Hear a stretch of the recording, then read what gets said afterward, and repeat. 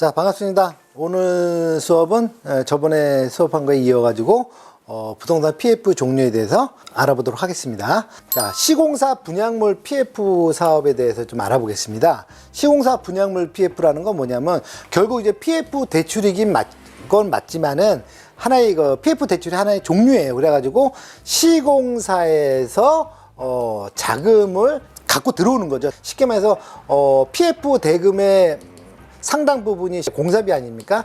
이 공사비를 시공사에서 본인들이 부담을 하는 조건으로 들어오는 사업이에요. 그래서 어떻게 보면 이제 시행사와 시공사의 공동 개발 형식처럼 보여지는 게 맞고요. 그래서 시공사 분양물 PF는 통상적으로 이제 자주 일어나진 않습니다.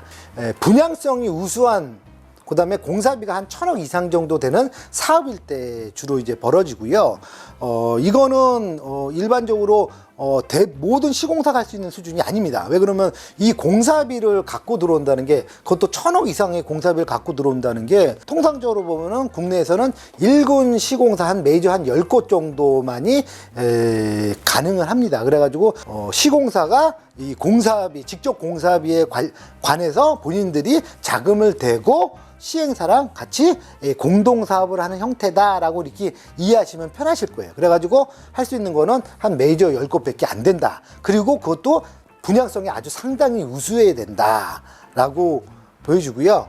그럼 PF 대출은 얼마큼 이루어지냐? 그러면 여기서 시공사에서 이제 공사비를 가지고 들어오면 직접 공사비죠. 그럼 이 총 지출 비용에서 직접 공사비가 차지하는 비율이 60%다. 그럼 나머지 40% 있지 않습니까? 각종 비용 같은 것 경우, 토지 때도 마찬가지고. 근데 이와 같은 경우는 결국 이제 대주단 PF에서 받쳐주는 거거든요. 그리고 결국은 뭐냐면, 대주단 PF랑 시공사 공사비랑 합쳐가지고 전체의 지출 비용을 묶어주는 케이스가 되는 거예요. 그렇기 때문에, 그럼 PF 대출은 뭐냐면 이 공사 대금을 제외한 필수 사업비를 조달한다. 그렇기 때문에 총 만약 이게 2,000억이다. 그러면 60%니까 한 1,200억 되겠죠? 1,200억은 쉽게 말해서 이제 시공사에서 대주는 거고, 대준다기보다는 자기가 공사비 할 거를 가지고 들어오는 것이고, 나머지 이제 800억은 당연히 PF에서 들어오는데, 원래는 전체는 2,000억 정도의 규모인데, 그 중에서 800억이 되면 LTV 비율은 사실 뚝 떨어지는 거거든요. 그렇기 때문에 이때는 이제 소위 말해서 이제, 금리 이런 것들이 이제 인하가 되기 때문에 이 금융 비용이 바로 최소화를 할 수 있는 조건에 있는 PF 사업이다, 이렇게 보시면 돼요. 그래서 저도 이제 이거를 한 2건 정도를 저도 경험을 해봤는데, 해보니까 실제로 소위 말하는 이제 금융 비용 있잖아요. 금융 비용에는 소위 말해서 PF, 트렌 ABC, 금융주선 수수료, 이와 같은 모든 비용을 따지면은 증권사 같은 경우는 최소 13에서 한 15, 6% 정도 나가거든요. 근데 이것이 최소로 줄어든다는 거. 왜? 일단은 규모 자체가 확 줄어버리는 것도 있고, 규모가 준 만큼 LTV 비율이 낮아지니까 당연히 금리 부분도 확 줄어버리는 그런 형국이 되는 거죠. 그래서 아주 분양성이 우수한 지역에 특히 이제 메이저 1,000억 이상이 들어오는 이 조건이 맞으면은 가능하다는 거죠. 그래서 이게 또 좋은 게 뭐냐면은, 그러니까 앞에서 보였지만 시행사와 시공사의 어떤 동업 형태라고 보여지는 거고요. 시공사가 자기 직접 공사비를 갖고 들어올 정도다. 그러면 첫째, 이 분양성이 상당히 우수하다는 얘기예요. 시공사에서 이미 이 분양물 PF를 하려면은 자체 나름대로 다 분석을 하거든요. 분석을 해가지고 여기가 정말 분양에는 정말 문제 없다, 이거 분양만 하면 대박이 난다 라고 하는 데만 들어와요. 그렇기 때문에 시공사 분양물 공사 PF다 그러면 이 분양성은 거의 담보됐다. 당연히 분양성이 담보가 된다고 그러니까 당연히 금융 비용도 줄어들 수밖에 없는 그런 거죠. 그래서 되게 좋아요. 근데 단점은 뭐냐? 이제 시공사가 이제 본인들의 공사비를 갖고 들어오는 구조다 보니까는 평당 공사비가 좀 높습니다. 그래가지고 딴 데 예를 들어가지고 600이 할 수 있는 것을 시공사 분양물로 하면 650이 된다든지 이런 식으로 해서 공사비가 좀 늘어나는 그런 거는 있습니다. 그럴 수밖에 없죠. 왜 그러면 그만큼의 비용을 본인들이 조달을 해가지고 들어오는 것이기 때문에 당연히 이건 어떻게 보면 이제 그만큼의 이자라고 보여주면 될 것 같고요. 그래서 어쨌든 시공사 분양물 PF가 가능하다라고 하면 하는 게 좋습니다. PF 대출을 어떤 식으로 구분을 하는지 한번 보도록 할게요. 시공사하고 금융기관, PF죠, 대주단이죠. 대주단이라고 봤을 때, 자, 책임준공은 당연히 시공사에서 당연히 책임준공 확약이 되는 거 마찬가지죠. 왜 그러냐면, 공사비를 시공사에서 가져왔어요. 그러니까 당연히 이 책임준공 확약은 뭐 말할 필요 없이 확보가 되는 것이고요. 그 다음에 조달 금액은 당연히 공사비. 여기서 공사비는 이제 직접 공사비만 얘기를 하는 거예요. 그리고 그 다음에 금융기관에서는 당연히 이 직접 공사비를 제외한 필수 사업비.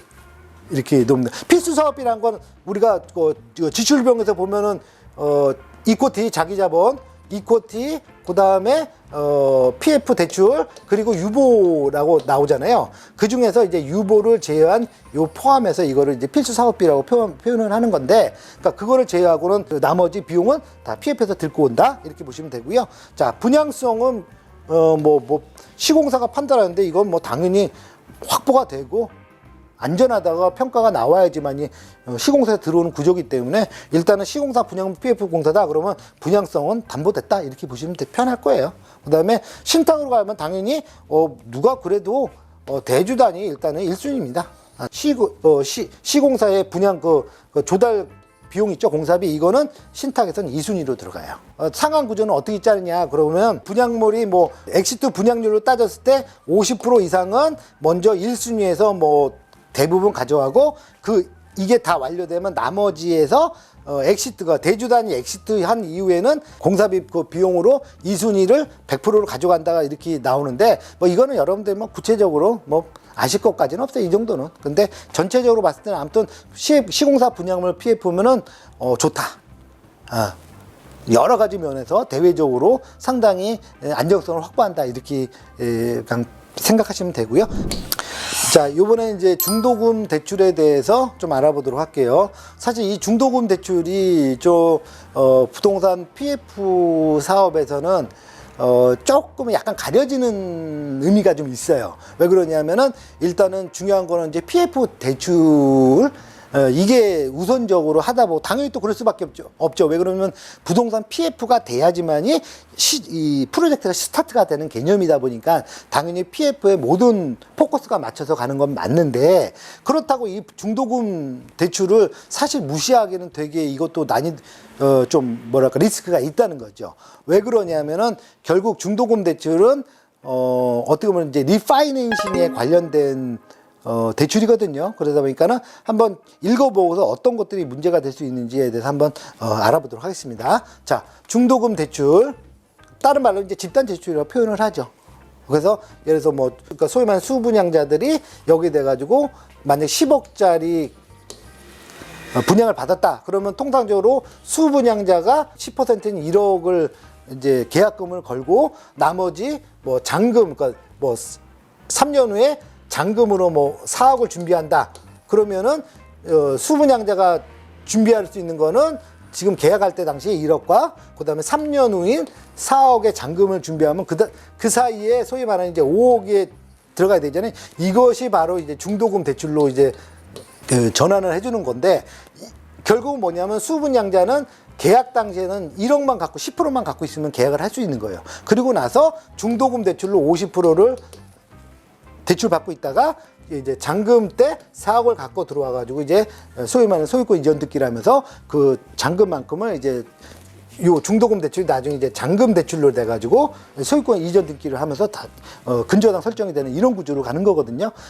그러다 보니까는 중요한 건 뭐냐면 이 수분자 입장에서는 이 중도금 대출이 만약에 안 들어온다 그러면 이 5억이라는 돈을 50%라는 그거를 마련을 해야 돼, 본인 스스로가. 그럼 이건 되게 부담스러운 거거든요. 왜냐면 통상적으로 이게 3년이다 그럼 처음에 1억 내고 입주할 때 4억을 낸다 그러면 3년 동안 5억을 마련해 가지고 계속 이 5억 같으면 1차부터 한 5차 정도 있을 텐데 매 차시마다 1억씩을 계속 입금을 해줘야 돼요. 그러니까 이게 상당한 부담이에요. 그래서 이 중도금 대출이 되느냐 안 되느냐에 따라서 실제로 수분양자가 분양률이 높아지고 낮아지고 이런 것들이 왕왕 벌어지고 있는 거기 때문에 이 중도금 대출이 사실 상당히 중요한 것 중에 하나입니다. 근데 부동산 PF 대출에 가려지다 보니 좀 부각을 못 받는 것인데, 이거에 대해서는 면밀하게 좀 검토를 하셔야 되고요. 그다음에 이 중도금 대출은 누가 알선해주면 결국 이제 시행사 쪽에서 알선해 주는 거예요. 왜 그러면 시행사에서 본인들의 분양률을 높이기 위해서 이러한 혜택을 마련해 줘야지. 만약에 이게 없다라고 하면 수분양자 본인들이 마련해서 들어와야 되는데 이렇게 되면 분양률이 뚝 떨어져 버리거든요, 현실적으로. 그러니까 이 시행사에서는 이 분양률을 높여주기 위해서 이거를 맞추고 들어가 주는 거예요. 여기에 발생되는 이제 소위 말하는 이제 중도금, 뭐 무이자라고, 중도금을 하면 당연히 이자가 발생하잖아요. 그거를 이제 무이자 형식으로 해가지고 시행사에서 이제 대신 납부라는 이런 형국인데, 당연히 이 세상엔 공짜가 없습니다. 이 무이자 비용으로 납부하는 그만큼 이미 그 분양가에 다 녹여져 있는 거예요. 절대 뭐 공짜는 없기 때문에. 근데 어쨌든 간에 이런 걸 해서라도 시행사에서는 마련해 주지 않으면 분양률이 뚝 떨어지고 잘못하면 미분양이 발생하는 그런 사태까지 벌어질 수 있기 때문에 시행하는 입장에서는 되게 중요하게 검토를 하셔야 되는 부분이에요. 부동산 PF 대출은 일반적으로 나타내면은, 자, 이거는 쉽게 말해서 이제 리파이낸싱의 구조인데, 첫 번째는 뭐냐면 부동산 PF 대출이 일어나기 전에 빨리 뭐 최근 뭐 강남 같은 경우 이런 쪽에서는 뭐냐면 부동산 토지 계약을 하고 토지에 계약을 한 상태에서 뭐 잔금 날짜를 만약에 뭐 부동산 PF 대출 시에 잔금을 치른다 이러면 뭐 사업장 같은 경우에 1년이 넘어가는 사업장도 있거든요. 그럴 경우에는 토지 매도자 입장에서 난 그렇게는 할 수 없다. 이걸 6개월 안에 잔금을 달라. 그렇지 않으면 난 이걸 팔 수가 없다. 뭐 이런 식으로 해서 사실 강남 같은 경우는 뭐 일반적으로 그런 식으로 가거든요. 그럴 경우에는 PF 대출은 나오질 않는데 그 사이에 뭐를 대출을 땡겨와가지고 그거를 어쨌든 잔금을 치러야 될 거 아닙니까? 그게 바로 뭐냐면 토지 브릿지 자금이에요, 이게. 그래서 먼저 PF, 그러니까 브릿지라는 건 다리라는 뜻인데 결국 뭐냐면 이 PF 대출이 이루어지기 전에 미리 먼저 땡겨가지고 그 토지에 대한 잔금을 친 상태에서 이 토지 브릿지를 PF 대출이 나왔을 때 바로 상환해주는 구조로 간다. 그래서 이거를 이제 소위 말하는 리파이낸싱의 하나거든요. 그래서 토지 브릿지는 뭐 매 건마다 쓰는 건 아니에요.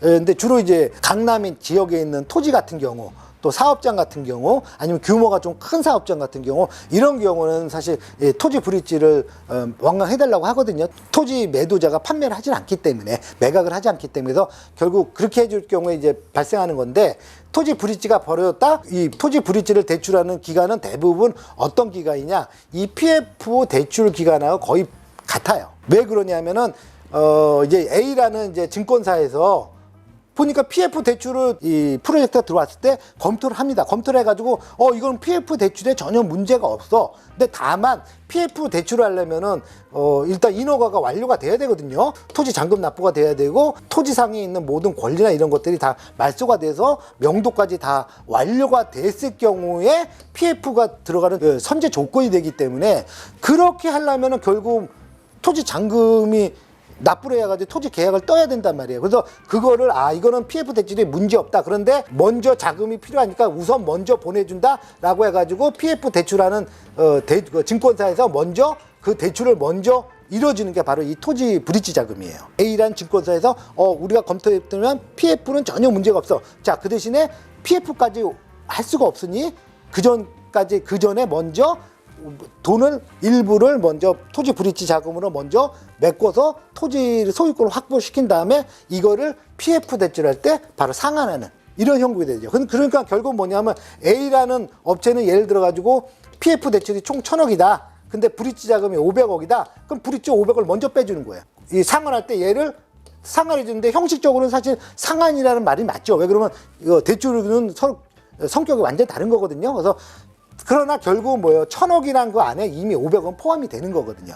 그래서 500억을 상환해서 어쨌든 상환하는 구조로 가되 결국은 이 1,000억이라는 구조 안에 다 들어가는 거로 포함이 되는 겁니다. 그렇기 때문에 결국 이거는 PF 대출하는 대주단 쪽에서 브릿지를 해주는 게 통상적이다. 이렇게 보시면 됩니다. 그리고 이 PF 대출은 결국 또 뭐냐면 중도금에서 수분양자들이 계속 들어오잖아요. 중도금들이. 이걸 갖고서 PF 대출을 또 일부 상환해 나가는 거거든요. 그리고 난 다음에 이 중도금 대출은 또 언제 해주냐? 바로 입주할 때 잔금으로 그걸 또 전환해 주는 거죠. 그래서 이 전체가 다 뭐냐면은 결국 토지 브릿지, PF 대출, 중도금 대출, 잔금 대출, 이것이 바로 리사이클링 한 사이클이 되는 겁니다. 근데 이 중에서 만약에 중도금 대출이 안 됐다. 그러면은 이게 붕 건너뛰니까는 PF 대출을 결국은 잔금 대출로 상환해야 되니까 그거에 대한 리스크는 커질 수밖에 없겠지요. 그리고 이제 소위 말해서 이제 PF 대출 중에는 한도 대출 같은 경우는 마이너스 통장 개념인데 그 마이너스 통장 개념이 다 써야 되는 어떤 부담감.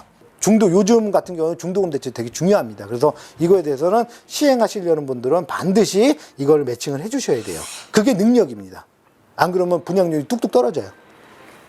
자, 그렇기 때문에 다시 한번, 자, 일반적으로 이제 토지 브릿지를 PF에서 전환을 해주고, PF 대출은 당연히 중도금 대출로 전환을 해주고, 중도금 대출은 다시 잔금 대출로 해줘서 이 전체가 하나의 리사이클이 된다. 그래서 결국 금융의 리파이낸싱이다. 이렇게 표현을 하는 거예요. 자, 이거에 대해서 이거 서술적으로 보면은, 자, 토지의 계약금만 지급하고 중도금은 토지 브릿지 대출로 활용을 한다. 그 다음에 인허가 등이 완료된 이유. 그러니까 쉽게 해서 PF 대출이 되려면 그 선제 조건이 뭐냐면은 첫째 인허가가 완료됐고, 그 다음에 토지 개혁이 완료가 되고, 그리고 토지 위에 있는 모든 권리와 명도까지 다 말소가 된 상태다. 그럼 그때 가서 PF 대출을 일어나는 조건이 되는 거거든요. 그렇기 때문에 이게 전제 조건 때문에 그 전에 이제 브릿지를 쓰는 거예요. PF 대출이라는 거는 되게 까다로워요. 이 선제 조건이 마련이 되어야지만 쓸 수 있는 거기 때문에 그래서 이렇게 좀 나누는 거죠. 그리고 나누면서 또 어떤 거냐면 A라는 증권사는 토지 브릿지 대출하면서의 어떤 금리와 수수료를 또 왕창 챙기고 이것이 또 PF 대출에서 상환하면서 또 PF 대출에 대한 금리와 수수료를 또 받는 구조고 이런 식이다 보니까 어떻게 보면은 증권사 입장에서는 절대 뭐 손해나는 게 아니죠. 자, 그 다음에 세 번째 분양에 따른 중도금, 분양이 됐다. 그러면 이제 중도금 대출이 실행이 되면은 PF 대출로 상환한다. 자, 그 다음에 최종 잔금 대출로 중도금 대출을 상환한다. 이게 바로 리파이낸싱의 서술적인 의미입니다. 두 번째는 자, 통상 중도금 대출의 용도를 공사비 조달로 보는데 분양 계약금으로는 총 분양 대금의 10%, 이거 계약금이죠?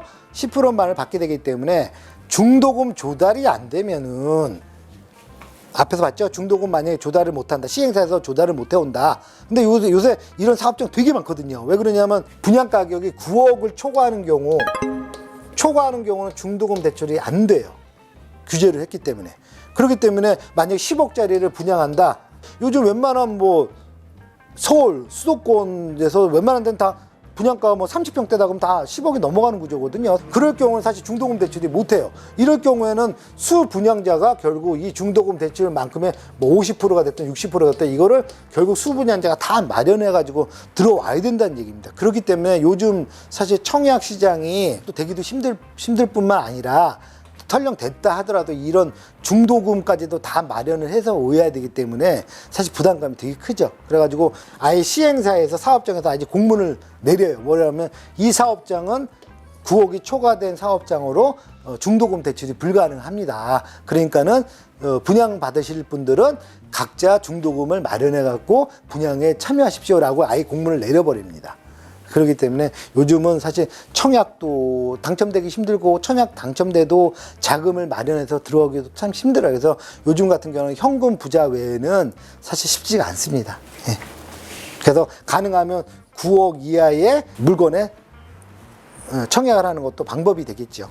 예. 그 다음에 어쨌든 중도금 조달이 안 되면 대주단은 조달한 PF 대출금 이거를 결국 뭐야 마이너스 통장의 개념인데 이거를 모두 사용하게 되는 위험성이 있다. 근데 여기서 이제 질문을 할 수가 있죠. 그러면 예를 들어서 PF 대출이라는 건 결국 대출을 하려고 쓴 거 아닙니까? 근데 왜 이걸 다 소진하는 게 왜 리스크라고 말씀하시나요? 그러지만 여러분들도 마이너스 통장을 마련하는 거는 안정장치잖아요. 증권사 입장에서 가능하면은 PF 대출에서 한도 대출을 안 쓰기를 원해요. 물론 이제 안 쓰면 또 그걸 안 썼다가 미사용 무슨 뭐 수수료를 내라고 또 하는 경우도 있는데 가능하면은 자금을 어느 정도 갖고 있어줘야 나중에 왜 그러면 설계 변경이 됐던 천재지변이 됐던 뭐 그거를 대비할 수 있는 어떻게 보면 최후의 보류거든요. 자금이거든요. 근데 이거를 공사비로 다 써버린다 그러면은 그만큼 리스크가 크다라고 대주단에서 생각을 한다는 거예요. 그렇기 때문에 가능하면은 안 쓰기를 원하는 겁니다. 그래서 중도금 대출이 안 된다. 중도금 대출이 안 되는 10억이다. 그러면 사실 웬만한 분양성 좋은 데가 아니면은 PF가 사실 들어오는 것도 좀 꺼려해요, 요새는. 그래서 전체적으로 이 중도금 한 대출 하나 때문에 이러한 문제들이 발생할 수 있다는 거는 염두에 두시면 됩니다. 자, 한번 쭉 읽어볼게요. 대주단의 입장에서는 조달한 자금을 다 사용하지 않고 중도금을 받아서 사용하여 그만큼의 상환 가능성을 높이는 것을 중시한다. 이게 바로 제가 앞에서 얘기한 거를 이렇게 서술적으로 풀어준 겁니다. 자, 그러면 이제 앞에서 배웠던 리파이낸싱에 배웠던 쉽게 말해서 뭐냐면 토지 브릿지, PF 대출, 중도금 대출, 잔금 대출 이런 것들을 하는 그러면 그거에 따른 기초 자산은 어떤 거를 담보로 잡는 것이냐. 여기서 기초 자산이라는 건 뭐냐면 대출을 일으킬 때의 그 기초 자산이거든요. 쉽게 말해서 담보거든요. 그래서 이 담보는 뭐 있는지에 대해서 한번 보도록 할게요. 토지 브릿지는 당연히 뭐예요?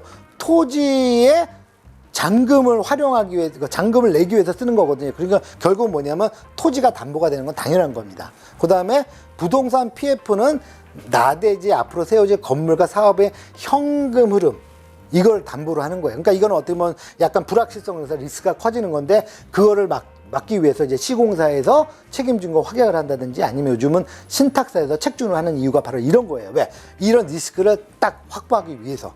그 다음에 중도금도 마찬가지로 세워질 건물을 담보로 해서 중도금을 쏴주는 겁니다. 그리고 잔금은 당연히, 잔금이라는 건 뭐예요? 입주할 때 잔금을 갖고 들어오잖아요. 그 얘기는 뭐냐면 이미 완공이 된 거예요. 사용 승인이 다 나서 이거에 대해서 담보를 잡는 거기 때문에 이거는 문제가 없죠. 왜 그러면 이거는 소위 말하는 근저당 설정이 돼버리는 거기 때문에. 그래서 이런 식의 기초 자산이라고 분류를 해보시면 여러분들이 좀 더 이해하시는데 편하게 될 거예요. 중도금 대출의 검토 대상이에요.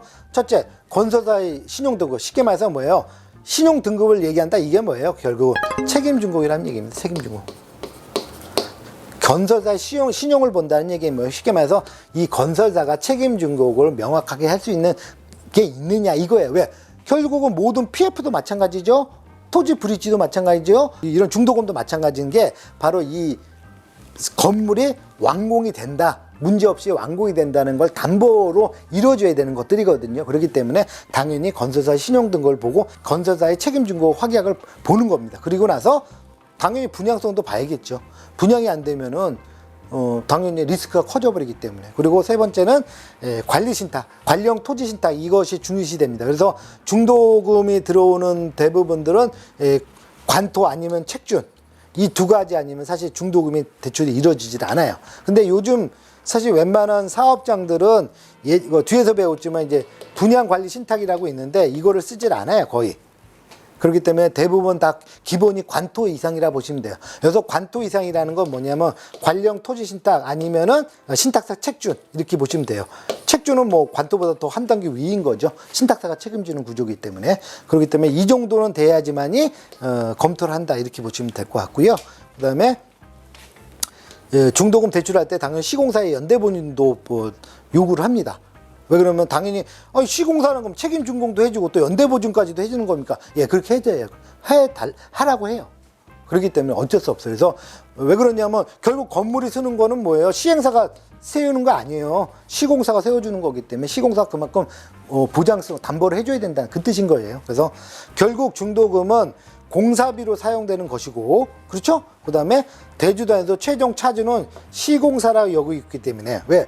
결국 건물은 누가 지어진다? 시공사에서 해준다. 그리고 시공사에서 해주겠다고 책임준공 확약을 한 상태이기 때문에 당연히 해줘야 된다. 이렇게 생각을 하는 겁니다. 그래서 시공사의 연대 보증을 요구하고 있고요. 그 다음에 이유는 책임준공의 확약을 추가로 보증받는 구조다. 그래서 그렇지만 이제 통상적으로 이거 같은 경우는 뭐 사실 웬만한 데는 다 하는데 앞에서 배우셨던 쉽게 말해서 이제 시공사 분양물 공사를 할 수 있는 그 정도의 메이저 브랜드들한테는 이걸 요구하지도 않아요. 왜 그러냐면 이미 그 이름 자체가 책임준공이 확약이나 같은 의미이기 때문에 연대보증 이런 건 요구하지도 않습니다. 왜? 근데 그 브랜드 자체가 이미 그 정도면 다 되는 거나 마찬가지 시장에서. 그래서 시공사 등에는 연대보증을 요구하지 않습니다. 왜냐하면 브랜드 그 자체가 책임준공을 한다는 그 뜻이나 동일하기 때문입니다. 예.